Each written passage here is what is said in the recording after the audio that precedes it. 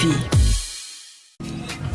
Bonjour à toutes et à tous. Ce matin, nous allons parler économie bleue avec notre invité café, le président du CMPF, le cluster maritime de Polynésie française, Gérard Su Yorana. Bienvenue dans notre studio radio. Le 4e forum annuel de l'économie bleue, ce sera jeudi et vendredi au CESC. Le thème cette année, espace maritime, développement économique et préservation.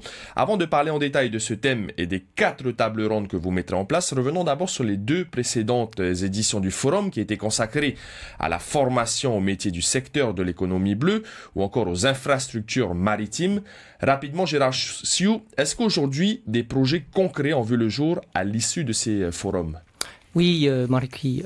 Donc, sur la partie de la formation initiale, nous avons mis en place avec la direction des affaires maritimes la mise sous loge des candidats au concours de l'ENSM, l'École supérieure de la navigation de la marine marchande. Et ça a permis aux élèves, aux étudiants donc post-bac, de pouvoir réaliser ces concours dans des conditions comme en France, c'est-à-dire dans les horaires de 8h du matin à 9h, alors qu'auparavant, ils devaient passer à 8h du soir et concourir jusqu'à 2h, 3h du matin. Donc, de plus en plus, aujourd'hui, les candidats se présentent et l'outre-mer, aujourd'hui, représente un plus grand apport sur le nombre un peu des étudiants. Il y a aussi le travail que nous avons fait avec la base marine, la marine nationale notamment, sur le programme Choisis ton cap. Vous avez vu d'ailleurs aujourd'hui un développement sur l'île de Raiatea. C'est un projet qui vraiment prend forme, où il y a un partenariat entre donc des entreprises privées du secteur qui s'engagent à prendre une partie de ces élèves. On leur garantit un premier emploi. Et donc, entre la Marine nationale et les entreprises, on s'engage pour pouvoir, à l'issue de ces stages, prendre donc des élèves. Donc, quelque part de très intéressant, parce que nous estimons que la formation réalisée effectivement dans le cadre de ce cursus est extrêmement important pour l'ensemble des acteurs de la filière. Et en termes d'infrastructures maritimes? Alors, pour l'infrastructure maritime, c'est un dossier donc, de l'année dernière qui est un peu plus récent, qui prend un peu plus de temps. Les besoins d'infrastructures se ressentent. Il y a une vraie organisation. C'est un investissement quand même important, puisque qui dit infrastructure dit des longues études, tout ça. Donc, les projets sont nombreux, aussi bien dans les marquises qui nécessitent ce besoin. Ce qui était important surtout, c'est de relever l'importance de ces programmes. C'est un peu le sujet et les thématiques du cluster, c'est de travailler et identifier sur des projets structurants. Les projets structurants sont des projets nécessaires à la construction d'une économie maritime. Les infrastructures, comme un bateau, comme un navire, est nécessaire pour pouvoir faire le développement dans les îles, sur cet espace maritime que je rappelle grand comme l'Europe. Les seuls moyens de développement où on peut apporter des marchandises, des matériaux de construction, du carburant, c'est bien le bateau. Et donc, il faut des quais de chaque bout et également des navires. Et on sait qu'aujourd'hui, vous voyez la problématique des Australes, sans navire, l'île est complètement dépourvue de tout moyen de survie. Vous disiez que pour les infrastructures maritimes, ça prend un peu plus de temps. Est-ce que ça veut dire que finalement, ce qu'il manque, c'est le nerf de la guerre, l'argent?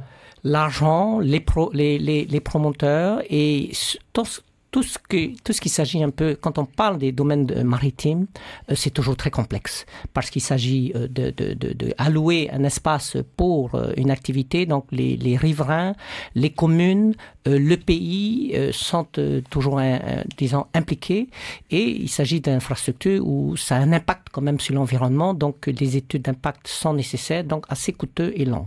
Donc c'est un processus qui présente des risques, et donc il faut un peu de temps de pouvoir développer tous ces points avant. Alors, jeudi et vendredi, c'est le 4e forum de l'économie bleue. Ça se passe au CESC. Le thème cette année, espace maritime, développement économique et préservation.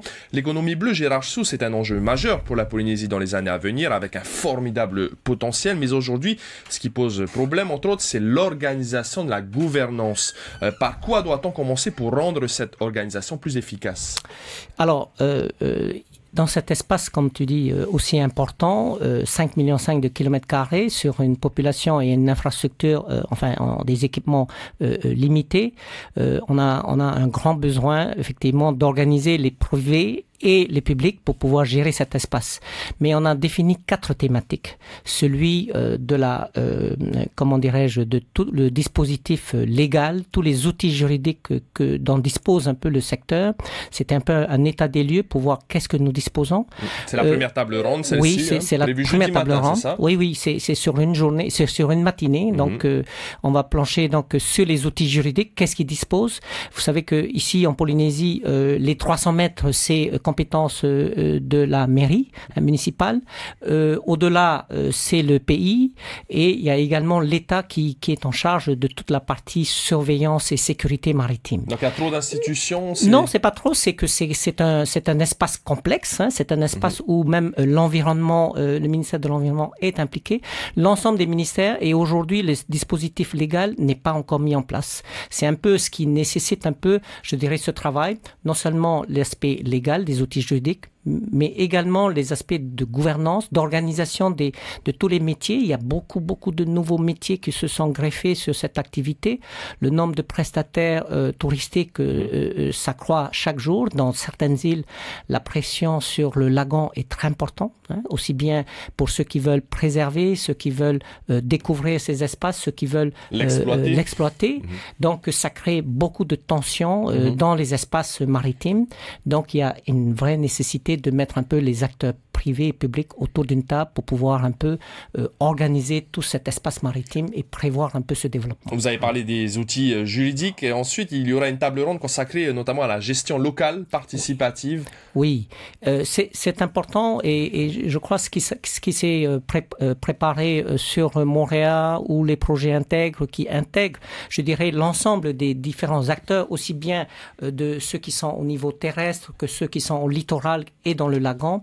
Il y a vraiment une intégration du tout, parce que si on veut effectivement faire un développement sur certaines activités, tout ce qui est fait en amont, par exemple en montagne, les projets de développement ou d'agriculture avec les intrants qu'ils peuvent mettre et qui peuvent arriver dans l'eau, ça devient un espace, je dirais, où il y a vraiment une intégration de l'ensemble des différents acteurs pour pouvoir gérer cet espace. Autre table ronde, c'est concernant le contrôle global des espaces maritimes. Là aussi, la ZEE, vaste comme l'Europe, l'espace maritime est difficile à contrôler en Polynésie. Oui, l'État fait beaucoup de travail avec les outils modernes. Hein. Aujourd'hui, contrôle l'espace, notamment halieutique. Hein.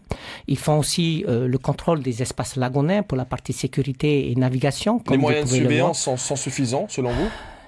L'espace maritime est immense, vous le savez, donc et c'est très difficile à pouvoir surveiller la totalité. C'est pour ça qu'une collaboration avec les acteurs locaux est important, que les acteurs locaux qui sont dans cet espace maritime et qui l'utilisent soient aussi en termes de responsables un peu d'une certaine manière et partagent la même vision de développement de cet espace. Alors Gérard Sioux, on n'aura pas trop le temps, mais la 4e table ronde sera consacrée aux recommandations pour le projet d'air marine gérée à l'échelle du pays. Rapidement, un petit mot là-dessus. Alors oui, le gouvernement donc d'Edouard Fritsch a pris donc la mesure, enfin la mesure de prononcer et de faire une aire marine gérée sur l'ensemble de la ZEE polynésienne, qui est je pense un excellent choix. Aujourd'hui, il faut pouvoir organiser dans cet espace géré. Ça veut dire qu'il y a des espaces dédiés à l'exploitation, hein, des différentes ressources, que ce soit halieutique, pêche, que ce soit des ressources minérales ou de la plaisance, du tourisme, mais aussi des espaces protégés à l'intérieur de ces espaces. C'est important, et aujourd'hui, on voit bien que dans notamment les questions de ressources de pêche, si on ne définit pas vraiment des espaces, des zonages, un programme de développement régulier, et puis de garder un peu des espaces pour la pêche côtière, des espaces pour la pêche au thurier, ça va créer un peu des tensions. Ce qu'il ne faut pas oublier, c'est que, par exemple, si on prend le programme des Marquises, qui fait partie, je dirais, de bases avancées nécessaires pour exploiter la Marquise Nord, au-delà, à l'extérieur des ZEE, vous avez quand même une pression de pêche des flottilles étrangères. Elle est énorme. Elle est je dirais, 100 fois supérieure à ce que nous, Polynésiens, pêchons dans la zone. Et c'est important que les Polynésiens puissent aussi pouvoir pêcher dans cette cette zone-là et près des limites de notre ZE. En tout cas, tous ces sujets seront donc débattus jeudi et vendredi à l'occasion du 4e forum de l'économie bleue. Ça se passera au CESC. Merci en tout cas Gérard Sioux, président du CMPF, le cluster maritime de Polynésie française. Et on vous souhaite une très belle journée. Merci Marc, merci à tous. C'était l'invité café, 7h30 du lundi au vendredi. Polynésie première.